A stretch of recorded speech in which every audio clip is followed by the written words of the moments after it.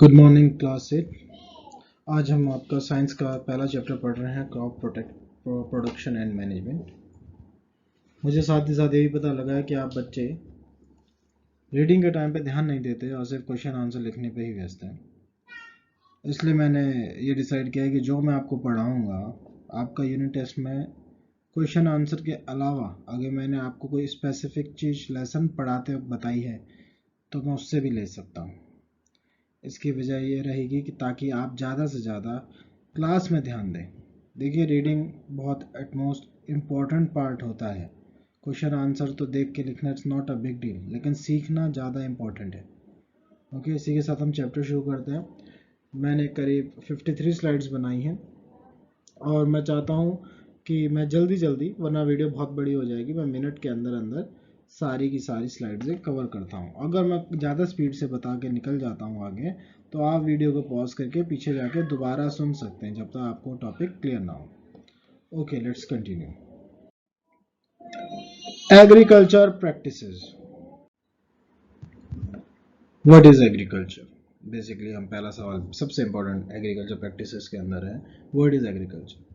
10,000 BC मतलब Christ से 10,000 साल पहले, क्राइस्ट के पैदा होने से बिफोर क्राइस्ट BC का मतलब 10,000 ईयर्स पहले पीपल वर नोमैडिक। नोमैडिक मतलब जंगली, यहाँ से वहाँ वहाँ से वहाँ फिरते, कोई सिस्टम नहीं था उनका रहने का। जहाँ पे गुफा मिल गई वहाँ रह लिया, फिर चल दिए, जहाँ खाना मिल गया खा लिया, वो यहाँ से वहाँ भटकते रहते थे। कभी जानवर मारा, कभी कच्चा फ्रूट खा लिया, वेजिटेबल खा लिया, ना वो पकाना जानते थे ना वो कुछ नहीं जानते थे। धीरे धीरे जब वो ग्रुप्स में बैठने लगे, उन्होंने देखा कि साथ रह के फ़ायदे होते हैं, तो उन्होंने एक सोसाइटी सी बना ली, छोटे छोटे गांव से बना लिए। और उसके बाद उन्होंने देखा कि बीज से हम फसल उगा सकते हैं, और धीरे धीरे उन्होंने स्पेसिफिक एक क्रॉप को उगाना शुरू किया। तो यहाँ से शुरू हुआ एग्रीकल्चर। अब व्हाट इज क्रॉप? बेसिक है। क्रॉप क्या है? जब हम एक जैसे ही प्लांट उगाते हैं एक साथ, ठीक है, जब उसे मतलब पाल पोस के बड़ा करते हैं, कल्टीवेट करते हैं, उनको बड़ा करते हैं, और लार्ज स्केल में, एक क्यारी में नहीं, जैसे घर की खेती में उसको हम क्रॉप नहीं बोलेंगे अगर आपने घर के गार्डन में कुछ उगा दिया। हम लार्ज स्केल में और एक जैसा ही आइटम, जैसे गन्ना लगा है तो गन्ना ही लगा हुआ है, मक्की लगी तो मक्की लगी हुई है, गेहूं लगा है तो गेहूं ही लगा हुआ है। लार्ज स्केल में जैसे आपने देखते होंगे खेत, तो उसको हम बोलते हैं क्रॉप। ठीक है, जब प्लांट्स को एक जैसे प्लांट्स को एक ही टाइम पे लगाया जाता है और उनको वहीं पे बड़ा किया जाता है और काटा जाता है, उसको बोलते हैं लार्ज स्केल में, उसको बोलते हैं crop.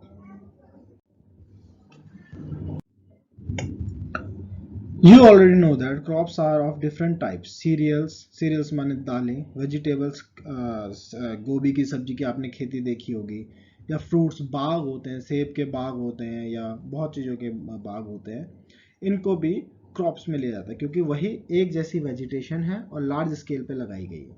This can be classified on the basis of seasons in which they grow. अब इनको क्लासीफाई कैसे करें, कैसे इनको क्लासीफाई करें? तो हम पे वैसे तो बहुत ज़्यादा एक डाइवर्सिटी है क्रॉप्स के अंदर, लेकिन बेसिकली दो टाइप से हम इसको आइडेंटिफाई करते हैं। एक होती है खरीफ क्रॉप, एक होती है राबी क्रॉप्स।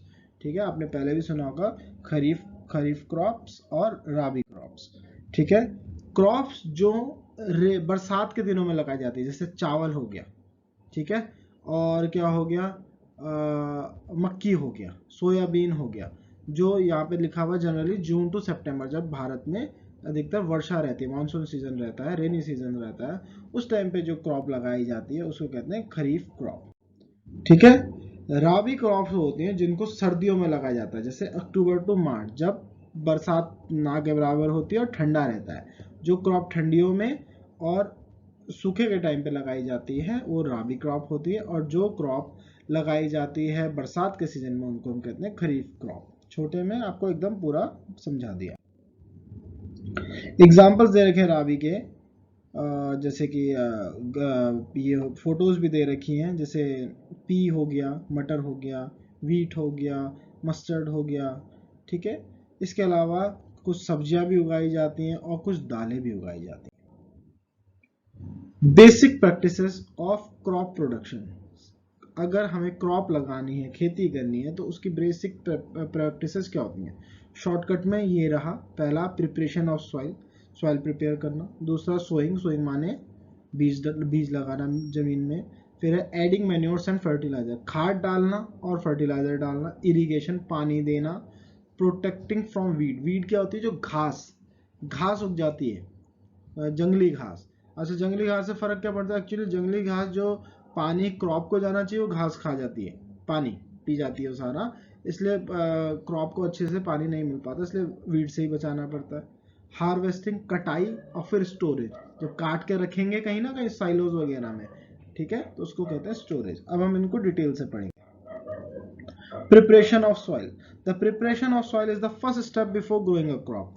आपने देखा भी होगा, पहले आपने जरूर देखा होगा कि ट्रैक्टर से वो गुड़ाई सी करते हैं, गोल गोल से कटर लगे रहते हैं, वो मिट्टी को उधेड़ देते हैं। उससे क्या होता है कि सॉइल को पलटना होता है, टर्न द सॉइल, और लूज करना। लूज करने से क्या होगा? अब जैसे एकदम बिल्कुल सख्त जमीन है, ठीक है, आप उसमें बीज कैसे डालोगे? बीज अंदर जाएगा ही नहीं, पानी अंदर ढंग से नहीं जाएगा।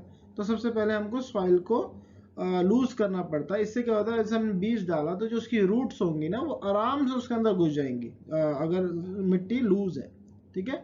और उसके साथ साथ वहाँ पे अर्थवर्म भी आएंगे, माइक्रोब्स भी आएंगे, जो कि बहुत ज़रूरी होते हैं ज़मीन की फर्टिलिटी बढ़ाने के लिए, ठीक है। सारे सारे माइक्रोब्स खराब नहीं होते, बहुत सारे फ्रेंड्स होते हैं फार्मर्स के, ठीक है। तो इससे क्या होता है, जब मिट्टी हम पलटते हैं तो अंदर आपके वो भी मिलता है हमको, मॉइस्चर भी आता है, रूट्स पकड़ने के लिए जगह भी बनती है, और अच्छे कीड़े जैसे अर्थवर्म में, जहाँ अर्थवर्म रहते हैं वहाँ बहुत उपजाऊ हो जाती है जमीन, ऐसे कीड़े वहाँ पे आराम से पनप सकते हैं, ठीक है। इसके लिए देखिए मशीनें दिखा रही है, ये पहला देख रहे हैं आप, ठीक है। टिलिंग एंड प्लोइंग, प्लोइंग माने हल हो गया, टिलिंग माने ये टिलर लगा रखा है, इससे ये टिलर को हम लगाते हैं ट्रैक्टर के पीछे, और प्लो हम लगाते हैं नॉर्मली बैलों के पीछे, जहाँ पे ट्रैक्टर नहीं जा सकते, या जो अभी जिन पे पैसे नहीं है ट्रैक्टर लेने के लिए, वो प्लो का यूज़ करते हैं गांव वगैरह में। तो इससे मिट्टी उधेड़ के पलटी जाती है। This is done by using a plough, plough are made of wood and iron. ये यहाँ जो हल होता है या तो लकड़ी का बना होता है या फिर लोहे का बना रहता है, ठीक है। इसको करने से पहले हमें थोड़ा बहुत पानी भी डालना पड़ता है ताकि मिट्टी थोड़ी हल्की हो जाए, क्योंकि बिल्कुल सख्त मिट्टी खोदनी बहुत मुश्किल हो जाएगी, ठीक है। और प्लॉइंग करते करते रहने से, बार बार करने से क्या होता है, जैसे मिट्टी उखाड़ते हैं तो डल्ले निकलते हैं, डल्ले मतलब क्रम्स, मोटे मोटे टुकड़े मिट्टी के, क्योंकि वो मिट्टी सख्त होती है पानी डालने से। तो इसको पतला करने के लिए उसके बाद इसको प्लैंक से एक फट्टा को बांधते हैं ट्रैक्टर के पीछे। फट्टा समझते हैं, जैसे फट्टा होती है लकड़ी के बड़े चौकोर चौकोर से फट्टे, उनको बांधते हैं, और जब उसको तेजी से चलाते हैं तो फट्टों पे मिट्टी टकरा के टूटती जाती है, जैसे गुड़ाई तोड़ तोड़ के करती हैं वैसे फट्टों से लार्ज स्केल में फट्टे बांध देते हैं ट्रैक्टर पे, उस पर मिट्टी टकराती है और टूटती जाती है, ठीक है। बिफोर सोइंग द सीड, अब सोइंग आने से पहले इट इज़ नेसेसरी, ये बहुत ज़रूरी है कि हम उसको ज़मीन को ब्रेक करें, तोड़े, ठीक है, ताकि अच्छी यील्ड आए। अगर ऊपर ऊपर से अगर हम पलटेंगे नहीं, अगर सख्त रह जाएगी ज़मीन तो बीज नीचे जाएंगे नहीं, नीचे नहीं जाएंगे तो या तो चिड़िया खा जाएगी या किसी चीज़ से उड़ जाएंगे, हवा की वजह से उड़ जाएंगे, अच्छी उपजाऊ नहीं मिलेगी हमको, क्योंकि बीज ढंग से ज़मीन पे नहीं पहुंच पाता, ठीक है। प्लो जो है, अब आप यहाँ पे देख भी सकते हैं, जो प्लो है, हल है, ये लगा रखा है, देखो दो वालों के बीच में बांध रखा है। ये एंशियंट टाइम से यूज होता है, ट्रैक्टर तो अभी बना है 100-150 साल पहले, ठीक है, लेकिन ये बहुत एंशियंट टाइम से यूज होता है। आप देख सकते हैं इसमें नीचे प्लो का ये है, प्लो शेयर है जो मिट्टी को उखाड़ता है। आगे इसके नीचे पे एक ट्राइंगुलर सा मेटल लगाया रहता है, कई बार लकड़ी के ऊपर या फिर पूरा प्लॉय लोहे का भी होता है, तो मेटल से मिट्टी को एक बार अंदर दबा देते हैं, फिर बैलें आगे खींचती हैं और आदमी वेट डाल के रखता है। आप देखते हैं किसान पीछे चल रहा है, वो मिट्टी से बाहर नहीं आने देता इसको, वरना प्लॉ बाहर आ जाए, तो ऊपर से वजन डाल के रखता है, ठीक है, ठीक है। और ये है हो के अंदर हमारा आता है सिंपल सा ये मेटल की ब्लेड है, नीचे एक प्लेट होती है जैसे, और छोटे फावड़े। घर में भी हम जब खेती करते हैं, जहाँ पे हल वगैरह के लिए जगह नहीं होती चलाने लायक, तो हम वहाँ पे फावड़ों से काम करते हैं, ठीक है। आप इसको पॉज करके पढ़ भी सकते हैं, मैंने आपका पूरा चैप्टर को उसको बहुत छोटे तरीके में आज के अंदर डाला, तो आप पढ़ भी सकते हैं अपने आप भी। कल्टीवेटर, ये देख रहे हैं आप,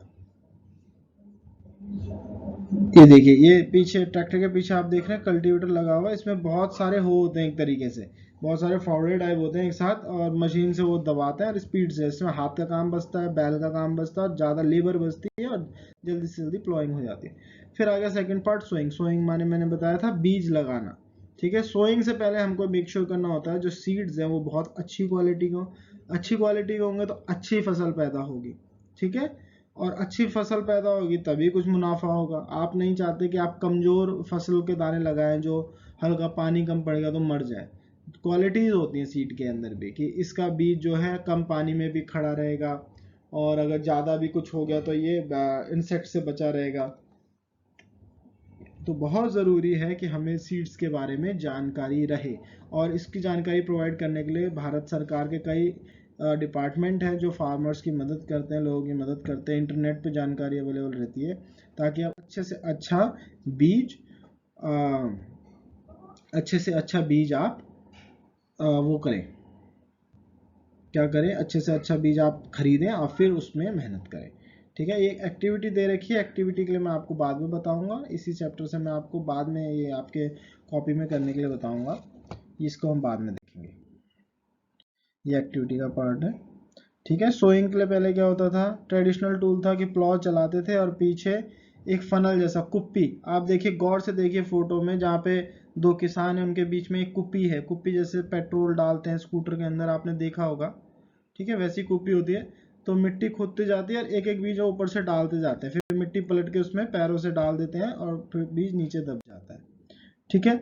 और आजकल तो सीड ड्रिल आ गई है, इसमें पहले ही फीड कर दीजिए आप इसके ऊपर से, क्या ऊपर से ही आप इसमें बीज डाल दीजिए, अपने आप उखाड़ता रहता है, ट्रैक्टर के पीछे बांध देते हैं इस मशीन को जो आप फोटो में देख रहे हैं, और चलता रहता है, जमीन भी उखाड़ता रहता है और सीधा सीधा बीज उसी टाइम दबा भी देता है। तो इससे फायदा ये होता है बच्चों की, चिड़ियाओं को वो बीज उठाने का टाइम नहीं मिलता, वरना क्या होता है जब हाथ से हम बीज डालते हैं तो काफी सारे, जब तक हम उसको मिट्टी के अंदर दबाएंगे तब तक चिड़िया आके खा जाती है, ठीक है।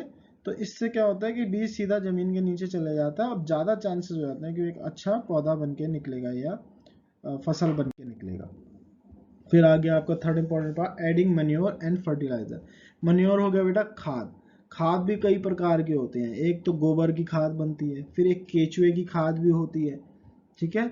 और खाद क्या करती है नेचुरली, क्योंकि सारे नेचुरल इंग्रेडिएंट्स होते हैं, गाय का गोबर हो गया और केचुए हो गए या सड़े गले प्लांट्स हो गए, उसके मिनरल्स रहते हैं, ये नेचुरल होता है। तो इस हमारे उसके लिए क्या होता है कि जब क्रॉप लगती है ना बच्चों, तो वो जो क्रॉप जब बड़ी होगी तो मतलब उसे कहीं ना कहीं, जैसे हम बड़े होते हैं तो हम खाना खाते हैं तभी तो हम बड़े होते हैं, हमें एनर्जी मिलती है।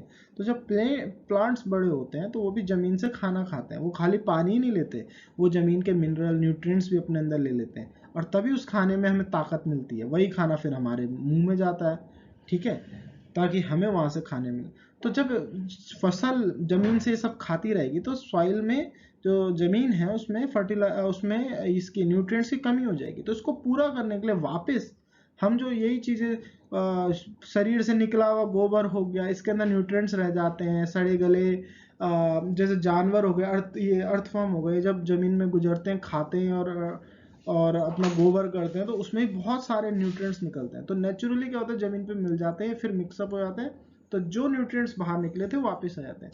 कई बार ये होता है कि न्यूट्रिएंट्स की कमी पड़ती है, तो उसके लिए हम फिर फर्टिलाइजर का यूज करते हैं जो कि मिनरल देता है सीधा सीधा। उसमें पहले से ही मान लीजिए कहीं किसी जमीन पे मैग्नीशियम कम हो गया जो किसी फसल के लिए जरूरी है, तो हम मैग्नीशियम वाला फर्टिलाइजर डाल देते हैं उसकी जांच करा के, क्योंकि अगर जमीन में दम नहीं होगा, जमीन के अंदर न्यूट्रिएंट्स नहीं होंगे, मिनरल्स नहीं होंगे, तो फिर वो आपके प्लांट को सपोर्ट कैसे करेगी। जैसे हम कहते हैं मोमोज मत खाइए या चाउमीन मत खाइए, क्योंकि उसमें कोई ताकत वाली चीज होती नहीं। अगर आप 2 साल तक चाउमीन ही खाते रहेंगे तो आपके शरीर में सिर्फ वो जा रहा है और बाहर आ रहा है, ताकत तो उसके अंदर है ही नहीं, फिर आप बीमार हो जाएंगे, बहुत ज्यादा बीमार। इसलिए आपकी मम्मी आपको हरी सब्जियां, अलग अलग टाइप की वैरायटी ऑफ फूड्स खिलाते हैं ताकि आपके शरीर में सब कुछ बना रहे। उसी तरह जमीन से जब फसल उगती है तो वो भी, उसको भी सब कुछ चाहिए। तो कई बार वो कम हो जाता है तो फिर हम उसको मैन्योर फर्टिलाइजर की मदद से पूरा करते हैं, ठीक है। इससे रिप्लेनिश हो जाती है आपकी सॉइल न्यूट्रिएंट्स के साथ। और अगर हमारी मिट्टी में हम प्रॉपर मैन्योरिंग या फर्टिलाइजेशन नहीं करेंगे तो जो प्लांट होंगे बहुत कमजोर होंगे, जैसे जो बच्चे अच्छे से नहीं खाते वो भी कमजोर होते हैं, उसी तरह जमीन भी कमजोर हो जाती है और फसल भी कमजोर होती है। ठीक है, मैन्योर तो बेसिकली मैंने आपको बता दिया, गोबर, नेचुरल मैन्योर। ठीक है, नेचुरल गोबर गाय का, केचुओं का, सड़े गले पत्तों का। ठीक है, इनके अंदर पहले से ही इनमें मिनरल्स वगैरह न्यूट्रिएंट्स रहते हैं जो वापस जमीन को मिल जाए। अब फर्टिलाइजर क्या होता है, मैंने आपको बताया था फर्टिलाइजर के बारे में। देखिए, fertiliser are chemical substance which are rich in a particular nutrients. जैसे कोई स्पेसिफिक कमी हो गई है, आपकी मिट्टी की जांच करते हैं, मिट्टी में देखते हैं अरे ये चीज कम है, अगर एक चीज पर्टिकुलर कम है तो हो सकता है उसकी वजह से आपका चावल अच्छा ना उगे, क्योंकि चावल को उस पर्टिकुलर इंग्रेडिएंट्स की जरूरत, उस न्यूट्रिएंट की जरूरत है, तो हम उसे आर्टिफिशियल आर्टिफिशियल ये बनाते हैं फर्टिलाइजर। और इसमें हम पहले से ही इसमें अगर मैग्नीशियम चाहिए तो मैग्नीशियम डाल देते हैं, या कोई और भी चीज़ चाहिए ज़मीन को तो हम उसमें डाल के उसको मिट्टी में मिला देते हैं।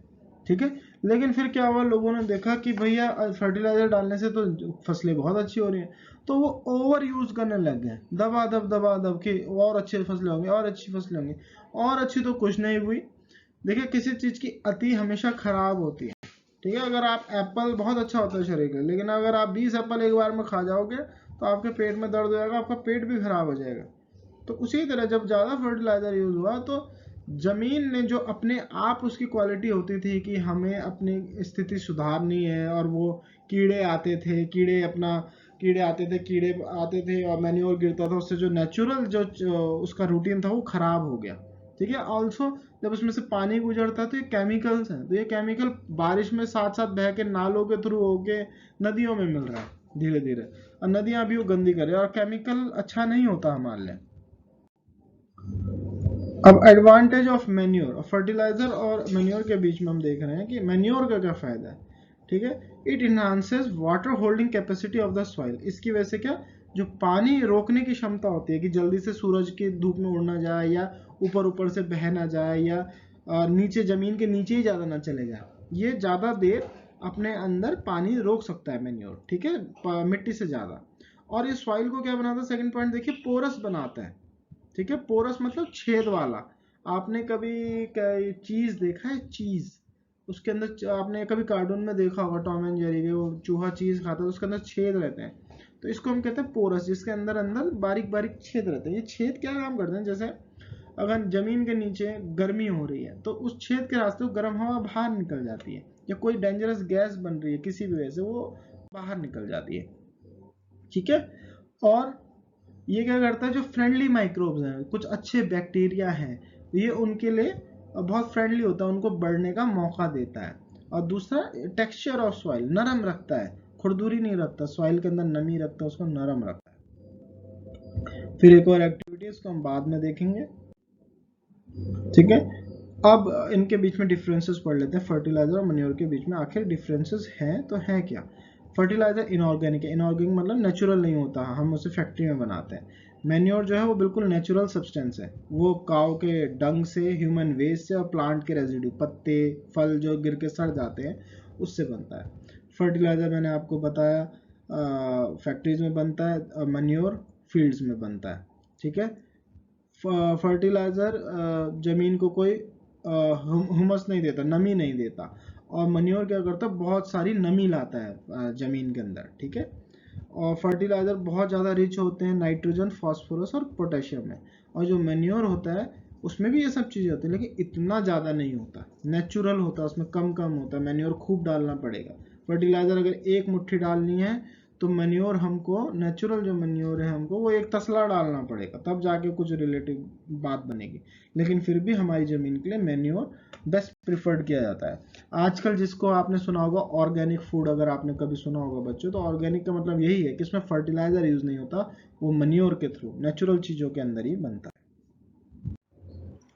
अब अगला टॉपिक है इरिगेशन। आपको पता ही है इरिगेशन पानी से संबंधित है, खेतों में पानी पहुंचाने को इरिगेशन कहते हैं। आपको पता है पानी तो मूल है जीवन के लिए, चाहे मनुष्य अगर हम पानी ना पिए तो मर जाएंगे, और पेड़ तो 90% तक पानी के ही बने होते हैं। जैसे ह्यूमन बॉडी में 70% वाटर है, पेड़ में 90% वाटर है। ठीक है, पानी के बिना सीड से जर्मिनेशन नहीं होगा। जर्मिनेशन मतलब सीड को फोड़ के अंदर से, उसके अंदर से पौधा बनना शुरू होता है, बिना पानी के, जब तक सीड पे पानी नहीं लगता उसमें से कभी जर्मिनेशन नहीं होता, ठीक है।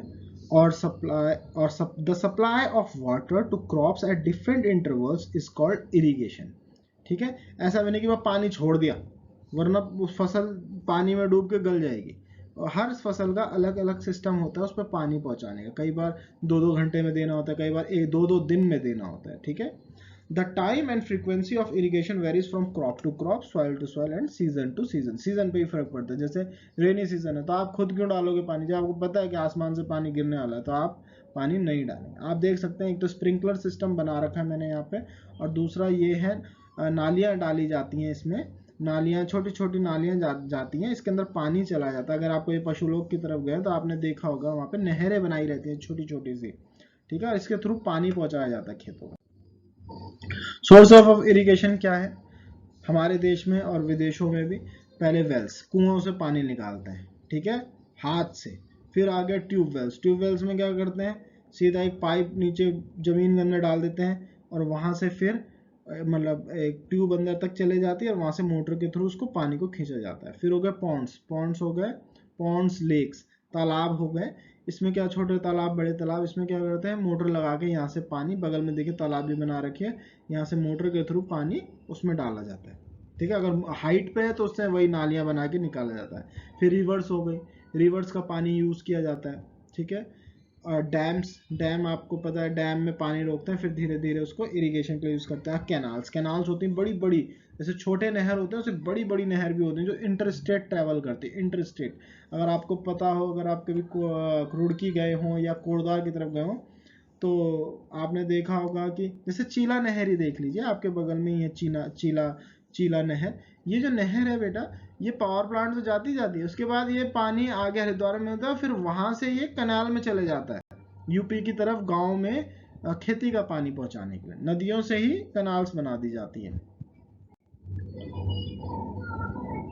इरिगेशन के लिए अंदर अब आ गया traditional method of irrigation. Traditional method आप फोटो में भी देख सकते हैं, कुएं से पानी निकालना, वेल्स में पानी होता है, लेक्स नेचुरल होती हैं, कैनाल्स होती हैं, ठीक है। अभी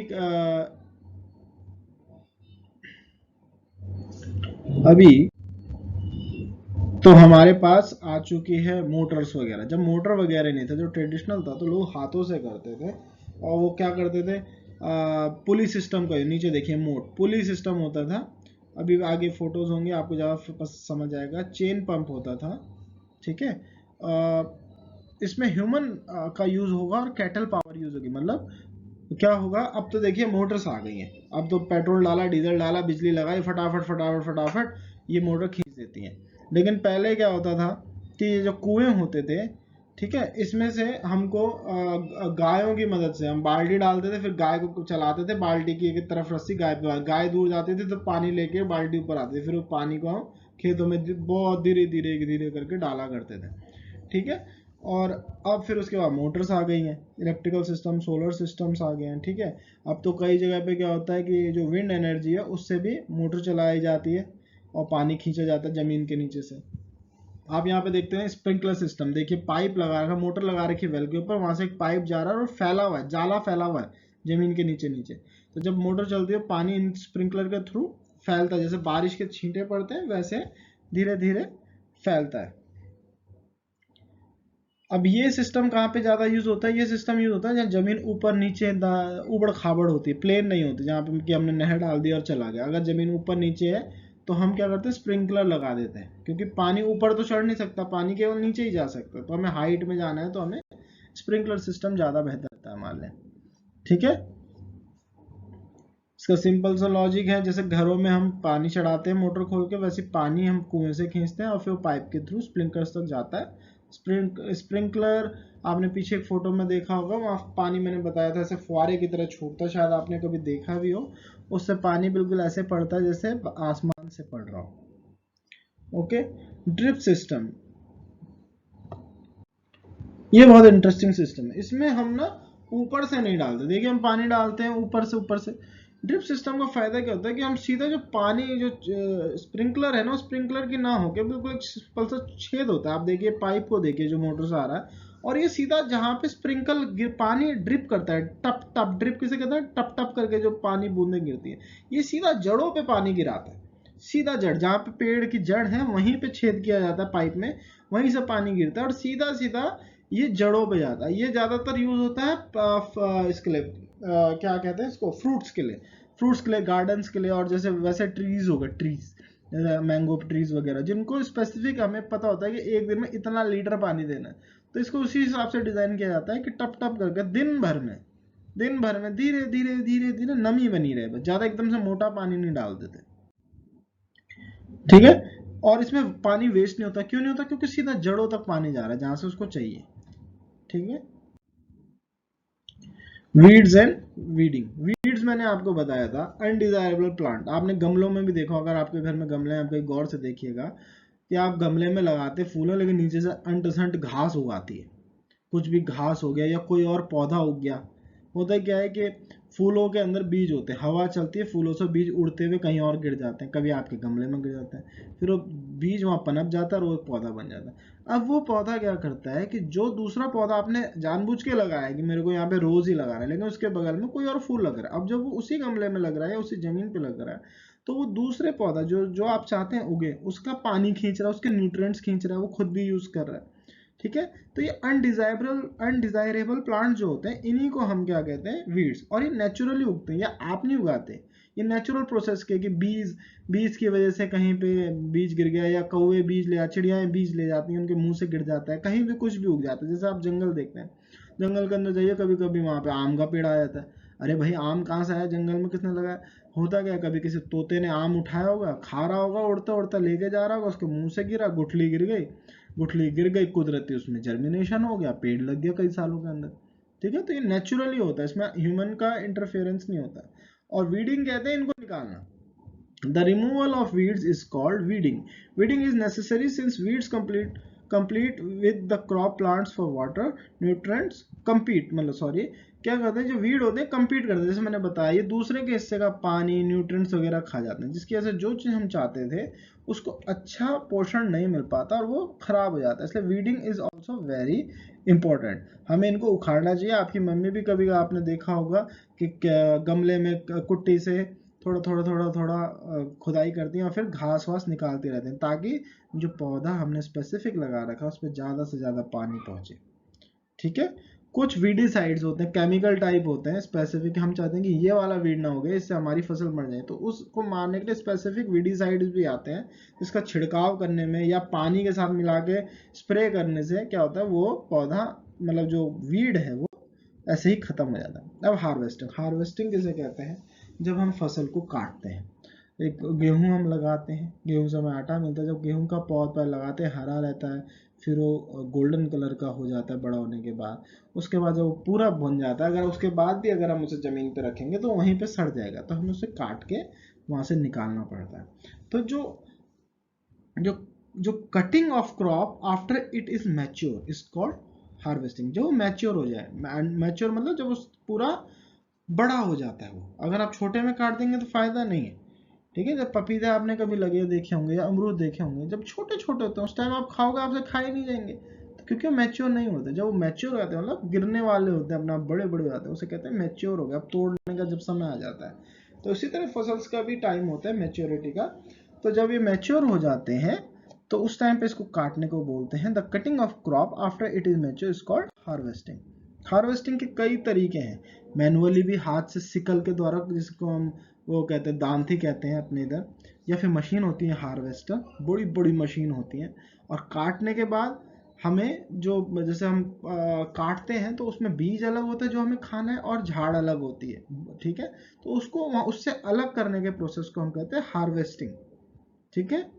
harvest the grain seeds needs to be separated from the shaft, जो नीचे उसका जो वो रह जाता है। सपोज करिए, अगर आपने, मान लीजिए मैं एग्जांपल के लिए आपको थोड़ा उल्टा ले जा रहा हूँ, कि आपने अमरूद तोड़ने की कोशिश करी और डाली टूट गई, तो आप डाली भी थोड़ा खा लोगे भाई, आपको अमरूद अलग करना पड़ेगा, डाली आपको एक किनारे फेंकनी पड़ेगी। ऐसे गेहूं होता है, गेहूं के ऊपर ऊपर पे बीज लगते हैं, और नीचे जो होता है उसे शाफ्ट कहते हैं। तो इस प्रोसेस को जब हम शाफ्ट से बीज को अलग करते हैं, इसको कहते हैं थ्रेशिंग। थ्रेशिंग एक तरीके से होगा कि पकड़ के एकदम झाड़ना, झाड़ देते हैं, जैसे कपड़े झाड़ते हैं वैसे ही खूब सारी फसल के गट्ठे को पकड़ के जब पटकते हैं तो उससे क्या होता है, ठीक है, उसको पकड़ के पटकते हैं तो उससे बीज अलग हो जाते हैं, उसको हम कहते हैं थ्रेशिंग। अब आप ये देखिए, इसको कंबाइन कहते हैं। ये जो मशीन आपके सामने दिखा रहा है कि ये कंबाइन है। कंबाइन इसका नाम क्यों रखा, क्योंकि दो चीजों के कॉम्बिनेशन से बनी है बच्चों, इसलिए इसको कंबाइन बोलते हैं, ठीक है। ये क्या करती है, काटती भी है और साथ साथ छाड़ भी देती है। मतलब पहले फसल जमीन से काट देगी, आप देख रहे हैं जिधर काट रही है वो हरी घास काट रही है, जो बच रहा है बिल्कुल जमीन बच रही है, हरे वो काटती है, फिर उसके मशीन के अंदर उसको ले जा, अंदर ही मशीन खींचती है, वहीं पर उसको अच्छे से छाड़ती है, ठीक है, फिर छानती है, बिल्कुल छान के एक तरफ बिल्कुल साफ दाना निकाल देती है और एक तरफ शाफ निकाल देती है, जो भूसा होता है वो एक तरफ गिरा देती है। तो ये एक ही झटके में सारा काम कर देती है।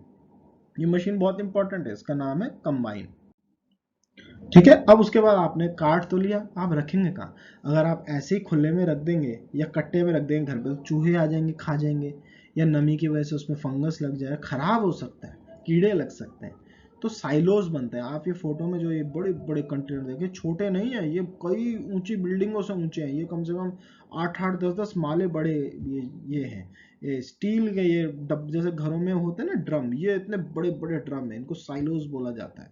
इसके अंदर टेम्परेचर मेंटेन किया जाता है, कीटनाशक डालते हैं ताकि कोई कीड़ा ना लग जाए। और देखिए ऊपर से जो पाइप जा रहा है जो बिल्कुल टॉप पे जुड़ रहा है, इसके थ्रू इसका टेम्परेचर मेंटेन करते हैं, हवा गुजारते हैं इसमें से, और इसमें से मिनरल्स गुजारते हैं या इंसेक्टिसाइड वगैरह डालते हैं ताकि इसके अंदर मॉइस्चर ना बैठे, माइक्रो ऑर्गेनिज्म बैक्टीरिया वगैरह ना बैठे, फंगस ना लग जाए, इंसेक्ट ना लग जाए और रैट्स ना लग जाए। तो इनको बोलते हैं हम साइलोज, ठीक है। स्टोरेज करना ही होता है, जैसे आप फसल काटी उसके बाद उसको स्टोरेज में रखते हैं सेफली, ताकि कई उसी टाइम मतलब वरना तो 1 महीने में खराब हो जाएगी। हम चाहते हैं 2-2 साल 4-4 साल चले फसल, इसलिए हम उसे साइलोज में डाल देते हैं, ठीक है। ये देखिए आपको फोटो दे रखी है कैसे कैसे बचाते हैं। इधर लेफ्ट साइड में देखिए तो टिन शेड के अंदर प्रॉपर मेंटेन कर रखा है ताकि वहाँ पे कोई पानी ना गिरे। और जहाँ पे प्रॉपर वो नहीं होती तो राइट साइड पे देखिए ये खुले में बोरी रखी है, फिर उसके ऊपर तिरपाल डाल रहा है।